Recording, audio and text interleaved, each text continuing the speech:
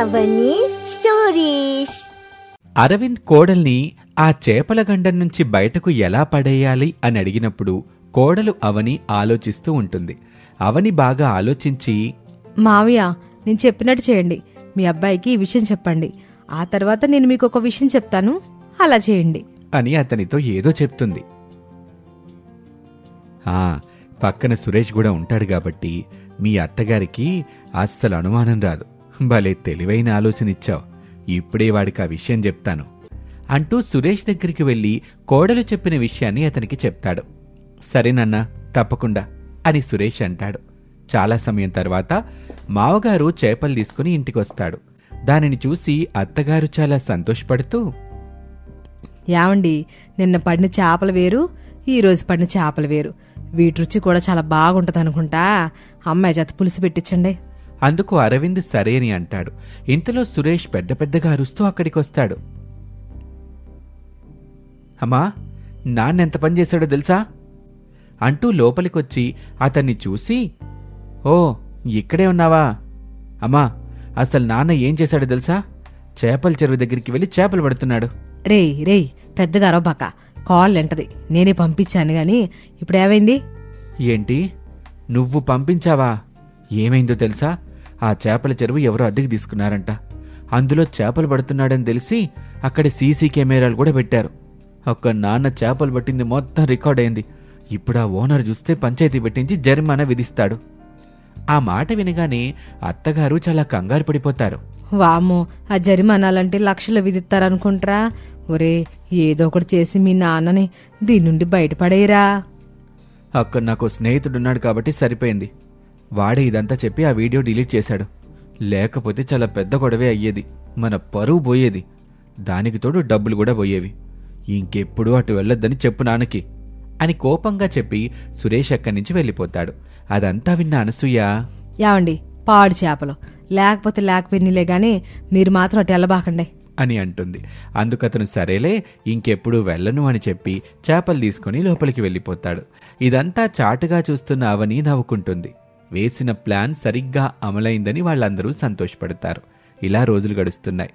అది ఆదివారం కావటంతో అందరూ ఇంటి దగ్గరే ఉన్నారు. అవని ఇంట్లో వాళ్లతో ఇలా అంటుంది, మనందరం సరదాగా బయటికి వెళ్దాం.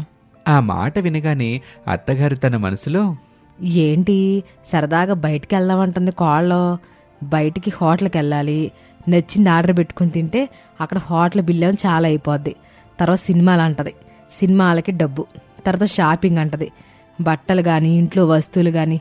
అమ్మో, చాలా డబ్బులు అయిపోవు. ఇప్పుడేం చెప్పాలి అని అత్తగారు ఆలోచిస్తూ ఉండగా అవని అత్తగారి వైపు చూసి తన మనసులో ఇలా అనుకుంటుంది, ఖచ్చితంగా డబ్బులు ఖర్చు అవుతాయని మా అత్తయ్య ఆలోచిస్తూ ఉంటుందనుకుంటా. ఖచ్చితంగా వద్దనే అంటదామా అని అనుకుంటూ ఉండగానే అత్తగారు బయటికి, అమ్మా అవని, నువ్వన్నట్టుగానే అందరం బయటికి వెళ్దాంలే, నేను తీసుకెళ్తానుగా అందరినీ అని అంటుంది. ఆ మాట వినగానే అందరూ ఆశ్చర్యపోతారు. త్వరగా రెడీ అయ్యి అందరూ బయటకొస్తారు. అందరూ తాము ఎక్కడికి వెళ్తున్నారా అని ఆలోచిస్తూ ఉంటారు. తీరా చూస్తే అత్తగారు వాళ్ళందరినీ కూరగాయల మార్కెట్కి తీసుకుని వెళ్తుంది.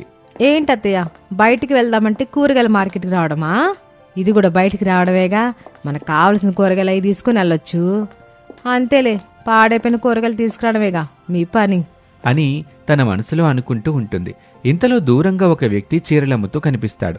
ఈ మార్కెట్లో కూరగాయలే కాదు, చీరలు కూడా అమ్ముతున్నారు. ఇది కేవలం కూరగాయల మార్కెటే కాదు, ఇక్కడ అన్ని వస్తువులు దొరుకుతాయి. అమ్మా అవని, నీకేం కావాలో అవి తీసుకుపో, చీరలు ఇక్కడ బాగుంటాయి. అప్పుడు అవని తన మనసులో, అత్తగారు ధైర్యంగా చెప్పారంటే ఖచ్చితంగా ఆ చీరలు 100-200 రూపాయలు ఉంటాయి. ఇక సురేష్ని తీసుకుని అక్కడికి వెళ్తుంది అవని. నిజంగానే అక్కడ చాలా చవకగా 200 రూపాయల చీరలు ఉంటాయి. అవని ఆ చీరలమ్మే వ్యక్తితో, ఏంటండి, ఇంతకంటే గొప్ప చీరలే మీ దగ్గర ఉండవా? ఉండవు తల్లి, ఇక్కడ ఇవి కొనటమే ఎక్కువ. ఈ దగ్గరలో షాపింగ్ మాల్స్ ఎక్కడైనా ఉన్నాయా? ఆ వ్యాపారి పక్కనే ఉంది అని చెప్పటంతో సురేష్ని తీసుకుని అక్కడికి వెళ్తుంది అవని. అత్తగారు కూరగాయలు తీసుకునే పనిలో ఉంటే వాళ్ళిద్దరూ షాపింగ్ కి వెళ్లి ఒక పట్టు చీర కొనుక్కొని హడావిడిగా మళ్లీ ఆ చీరలమ్మే వ్యక్తి దగ్గరికి వచ్చేస్తారు. చూడు బాబు, ఈ చీరలు నీ దగ్గరే 200 రూపాయలకి తీసుకున్నావని చెప్పు. ఇంత కాస్ట్లీ చీరలు ఎందుకు ఇచ్చారని మా అత్తగారు అడిగితే షూటింగ్స్ వాళ్ళు తీసేసిన చీరలండి అని ఏదో ఒకటి చెప్పు. అట్ట చెప్తే నాకేంటమ్మా లాభం? ఇదిగో ఈ 200 రూపాయలు తీసుకో, అని 200 రూపాయలు ఇస్తుంది అతనికి. అతను సరే అంటాడు. ఇక చీరలు తీసుకుని అత్తగారి దగ్గరికి వెళ్తుంది అవని. చూసి అత్తగారు ఆశ్చర్యంగా, ఏంటమ్మా ఈ చీరలు చూడడానికి ఖరీదైన చీరలాగున్నాయి, ఎంత ఖరీదు పెట్టి తీసుకున్నావు? 200 రూపాయలు అత్తయ్య. అత్తగారు అనుమానంగా, అవునా, ఇప్పుడే వస్తానాగు అంటూ ఆ వ్యాపారి దగ్గరికి వెళ్లి అడుగుతుంది. ఆ వ్యాపారి నిజంగానే అవి 200 రూపాయల చీరలు అని చెప్పటంతో ఆమె చాలా సంతోషపడుతూ వ్యాపారితో, అట్టాంటి ఉంటే నాకు కూడా చూపించు, బయటికి వెళ్ళేటప్పుడు బాగా ఉపయోగపడతాయిగా. ప్రస్తుతానికి అవి అయిపోయాయమ్మా, మళ్ళీ ఓ నెల తర్వాత వస్తాయి, అప్పుడు ఇస్తానులే. అత్తగారు ఆ మాట విని మరిచిపోకుండా చెప్పు అని అతనితో చెప్పి అక్కడి నుంచి తిరిగి అవని వాళ్ళ దగ్గరికి వచ్చేస్తుంది. ఆ తర్వాత కావాల్సినవన్నీ తీసుకుని అందరూ ఇంటికి వెళ్తారు. ఈ విధంగా అత్తగారిని తన తెలివితేటలతో బురిడి కొట్టిస్తూ ఉంటుంది కోడలు. కొన్ని రోజులు ఇలా గడుస్తాయి. ఒకరోజు సురేష్ కి చికెన్ తినాలి అనిపించి తన భార్యతో చెప్తాడు, నాకు చికెన్ తినాలనుంది. ఇంతలో మామగారొచ్చి ఓ మంచి ఆలోచన చెప్పమ్మా అనటంతో వాళ్ళు సరే అంటారు. కోడలు ఒక సలహా ఇస్తుంది. కోడలి సలహాతో మామగారు ఒక కోడిని తీసుకురావటం, దాన్ని పెరట్లో వదిలిపెట్టడం చేస్తారు. దాన్ని అత్తగారికి చూపించి, ఎవరిదో కోడి తప్పిపోయిచ్చిందనుకుంటా, ఎవరికి తెలియకుండా మనం దాన్ని మసాలా చేసుకుందాం. అందుకు అత్తగారు సరే అంటుంది. ఇక దాన్ని పట్టుకుని కూరొండుతారు. అందరూ తృప్తిగా తింటారు. ఈ విధంగా కోడలు తెలివితేటలతో వాళ్ళు సంతోషంగా ఉంటారు. ఓ రోజు అత్తగారు వాళ్లతో, కాళ్ళు వచ్చిన వేళ విశేషం ఏమిటో గాని తను అడుగు పెట్టిన దగ్గర నుండి మన ఇంటికి అన్ని చావగ్గా వస్తున్నాయి. మనకి లక్ష్మీదేవి ఇంటికి వచ్చినట్టే అనిపిస్తుంది. వాళ్ళందరూ కూడా వాళ్ళ మనసుల్లో నిజం తెలిస్తే ఏమైపోతారో ఏమో అనుకుంటూ పైకి మాత్రం అవునవును అని సమాధానం చెప్తూ ఉంటారు. అలా ప్రతిరోజు ఇంటికి ఏదో ఒక రూపంలో చవక వస్తువులు రావటం అత్తగారికి ఎందుకో అనుమానంగా ఉంటుంది. ఓ రోజు తన మనసులో ఇలా అనుకుంటుంది, ఎందుకో నాకు అనుమానంగా ఉంది, వీళ్ళు నన్ను మోసం చేస్తున్నారనుకుంటా. లేకపోతే ఈ అమ్మాయి వచ్చిన దగ్గర నుండి అన్ని చవకగా ఎందుకు వస్తాయి? వీళ్ళ ముగ్గురు కలిసి నన్ను మోసం చేస్తున్నారా? అసలు విషయం ఏంటో అర్థం కావట్లా. ఒకవేళ ఇదే నిజమైతే ఏదో ఒక రోజు వీళ్ళని ఉన్న పలంగా పట్టుకొని ఒక్కడికొక్కడే నిలదీస్తాను. అప్పుడు వీళ్ళ యొక్క అసలు రంగు బయటపడుద్ది అని అత్తగారు అనుకుంటుంది. ఇలా ఉండగా ఒకరోజు కోడలు, మామగారు, సురేషు ముగ్గురు మాట్లాడుకుంటూ ఉంటారు. అమ్మా, నీ పుణ్యమా అంటూ ఈ ఇంట్లో నాకు కావాల్సింది తింటున్నాను, నాకు నచ్చినట్టుగా ఉంటున్నాను. నాకిప్పుడు చాలా సంతోషంగా ఉందమ్మా. నువ్వు ఒక్కడవే కాదు నాన్న, నేను కూడా చాలా సంతోషంగా ఉన్నాను. అమ్మ పిసినారితనం ఎలా ఉన్నా మనం మాత్రం సంతోషంగా ఉంటున్నాం. ఇదంతా కేవలం నా భార్య అవని తెలివితేటల వల్లే సాధ్యం అవుతుంది. నాదే ఉంది, ఏదో ఆలోచించి చెప్తున్నాను అంతే. అది అత్తగారికి ఏం అర్థం కాకుండా మేనేజ్ చేస్తున్నారు మీరు. ఆయన ఇది ఎంతకాలం తాగదండి. ఏదో ఒక రోజు అత్తగారికి అనుమానం వస్తుంది. అప్పుడు మన ముగ్గురి సంగతి అయిపోతుంది అంతే. ఆ మట్టి బుర్రకని తెలివితేటలుంటే ఎప్పుడూ కనిపెట్టేసేది, దానికంత సీన్ లేదులే అని చెప్తూ ఉండగానే ఇంతలోనే అత్తగారు ఈ మాటలన్నీ విని అక్కడికొచ్చి చాలా కోపంగా, నాకన్ని తెలివితేటలు లేవులేండి, అందుకే మీరంతా నన్ను ఆడుకుంటున్నారు అని పెద్దగా అంటుంది. అంతే, వాళ్ళందరూ చాలా భయంతో అనసూయ వైపు చూస్తూ ఉంటారు. అవని, నువ్వు నన్ను మోసం చేస్తావా? అసలు నువ్వు ఇట్ట చేస్తావని నాకు నిన్నటి వరకు అనుమానం రాలేదు. ఈ రోజు అనుమానం వచ్చింది, నా అనుమానమే నిజమైంది అని అత్తగారు తిడుతూ ఉంటుంది. సురేష్, అరవింద్ మాట్లాడకుండా అలా ఉండిపోతారు. కోడలిప్పుడు అత్తగారి నుంచి ఎలా తప్పించుకుంటుంది? అసలు అత్తగారి బారి నుంచి తప్పించుకోవటానికి అవని ఏం ఆలోచన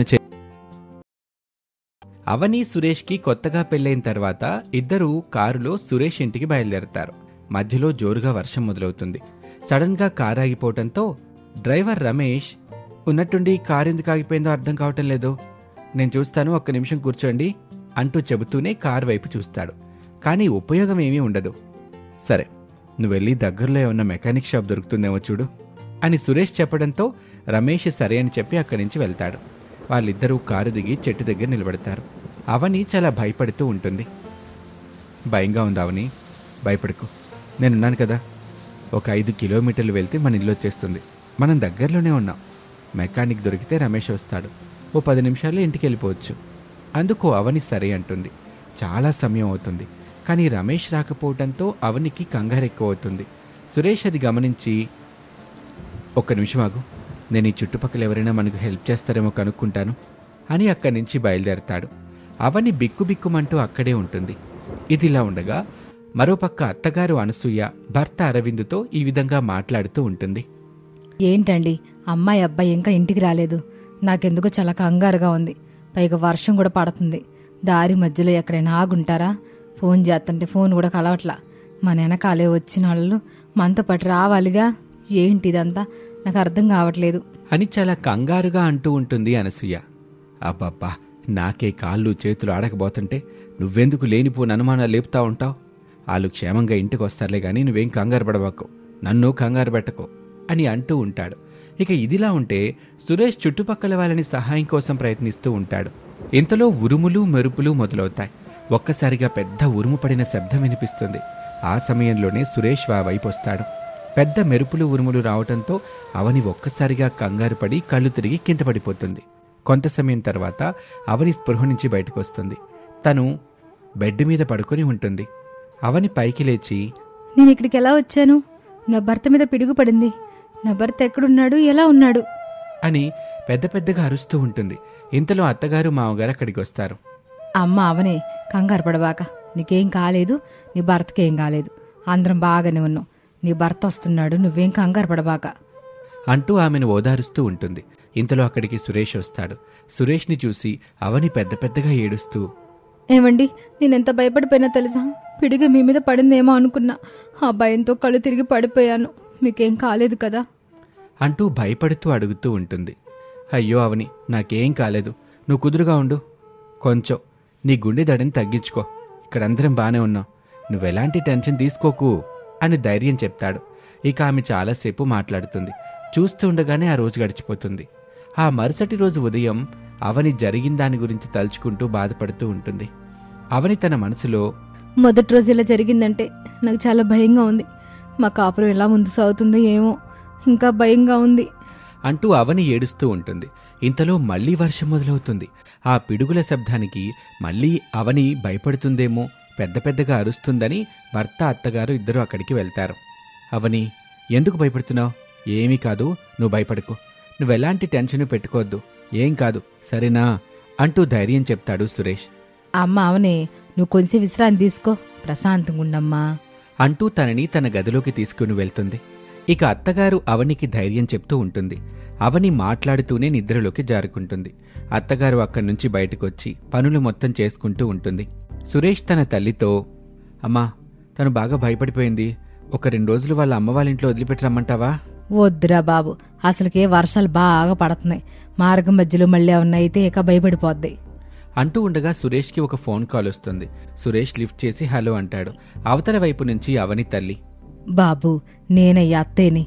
అవని ఏం చేస్తుంది? తనంత బాగానే ఉంది కదా? అప్పుడు సురేష్ ఆమెతో మాట్లాడుతూ జరిగిన విషయం అంతా చెప్తాడు. అప్పుడు శాంతమ్మ సురేష్తో ఇలా అంటుంది. చూడు బాబు, అమ్మాయికి వర్షం అంటే కాస్త భయం. ఎందుకంటే చిన్నప్పుడు వాళ్ళ నాన్నతో పాటు పొలం వెళ్ళింది. ఇంతలో బాగా వర్షం పడ్డంతో మా వారు అవనిని చెట్టు దగ్గర నిలబెట్టి తను నీటిని కాల్లో పంపడానికి తవ్వకాలు చేస్తూ ఉన్నాడు.